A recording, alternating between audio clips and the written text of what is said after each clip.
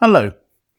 Today I'm at the lovely Chateau Bellevue in Saint Emilion in Bordeaux, and I've got three wines to look at from the estate. So this is Chateau Bellevue's 2015, and Chateau Bellevue is a Saint Emilion Grand Cru Classe. Now Chateau Bellevue is a relatively small estate. At the time in 2015, I believe they had 5.9 hectares of vines.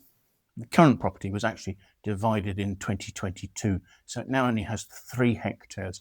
The vineyards are entirely planted to Merlot, and one of their key characteristics is a limestone subsoil. We're on a hill here. The vineyards face southwest, and the limestone soils ensure that in warm, dry vintages, such as 2015, the vines still have access to a water source because the limestone really absorbs water and slowly gives it out to the plant through the course of the year.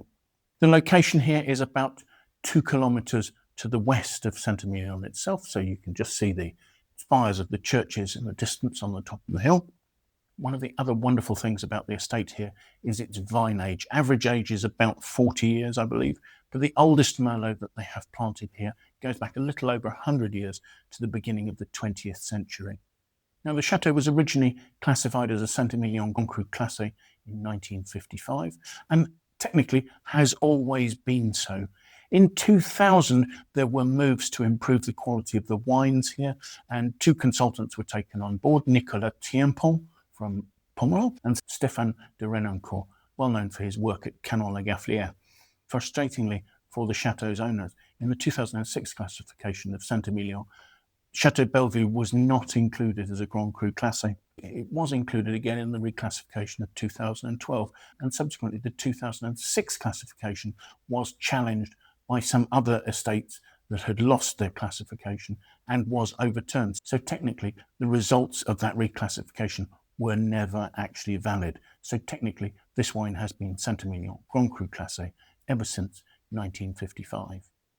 The estate has a long history. The Pradel de Lavaux family who own it point out that their ancestors bought it in 1642. Now that ancestor was somebody called Jean Lacaze, and the estate with its beautiful 17th century chateau was in the hands of the Lacaze family right up until 1938. At that stage, its ownership was split between 2 families that were cousins of the Lacazes.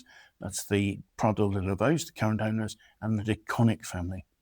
Now, in 2007, the Connicks sold their portion of the estate to the owner of neighbouring property Angelus, Hubert de Bouard.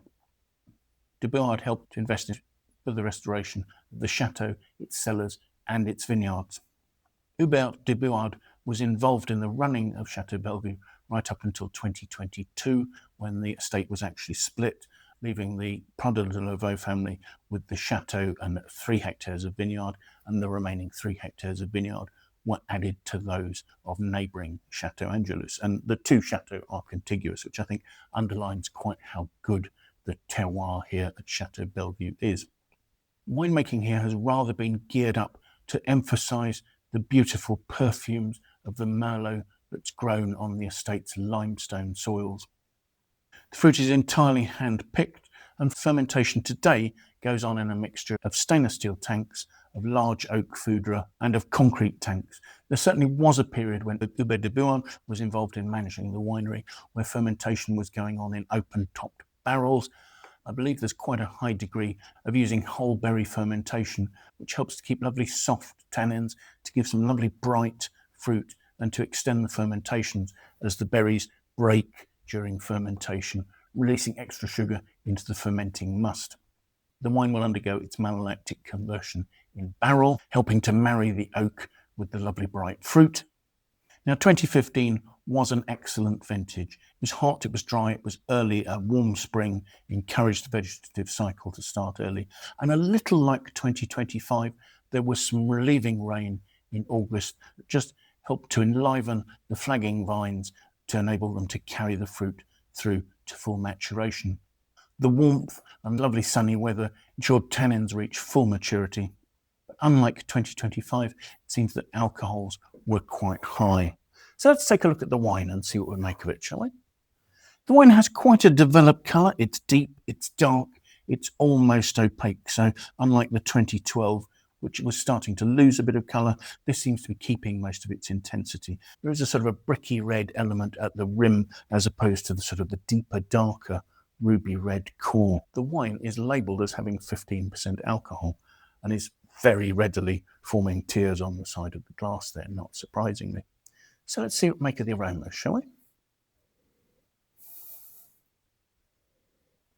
The aromas are rich, ripe and mature. There really is a sort of a contrast.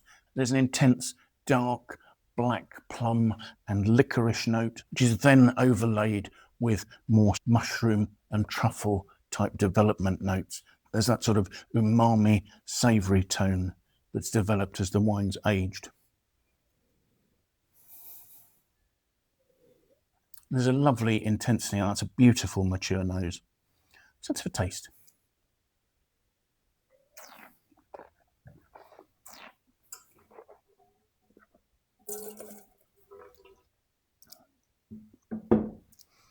The wine has quite good freshness in the front of the mouth. At the same time, you can also feel a richness and a warmth from that 15% alcohol. It's really quite mouth-filling. There are those savoury tones right on the middle of the palate, lovely sort of savoury mushroom notes, perhaps a little bit of the toastiness of the oak remaining. There's almost a sort of a dark core, a combination of savoury notes, black olive, licorice, but then also some really high ripeness, dark, mature plum, almost a sort of a prunish hint there, as if there's some really high maturity fruit going in there, almost heading towards slightly raisined. The wine's rich fruit is really sitting on top of its fine, elegant tannins, and you don't actually see them until a little later. There's a little bit of toastiness, there's a slight dustiness, there's perhaps a slight earthiness to them. They have a little grip, but they're supple. There's no bitterness. I do wonder if the alcohol is slightly overpowering the perfumes on the finish. Given the fact the wine has 15% alcohol, its fruit is balancing that relatively well, but it does seem to be finishing just a little shorter than I'd want ideally. This is a wine that's approaching maturity. It's probably best drunk over the next 5 to 7 years. I don't think this is a wine that necessarily has the firm structure or precise acidity for very long aging. It's attractively mature now. It carries its 15% alcohol very well, but I think as the fruit starts to fade, that alcohol could stand out. Looking at the wine's Wine Searcher aggregated critic score, this is getting 92 out of 100.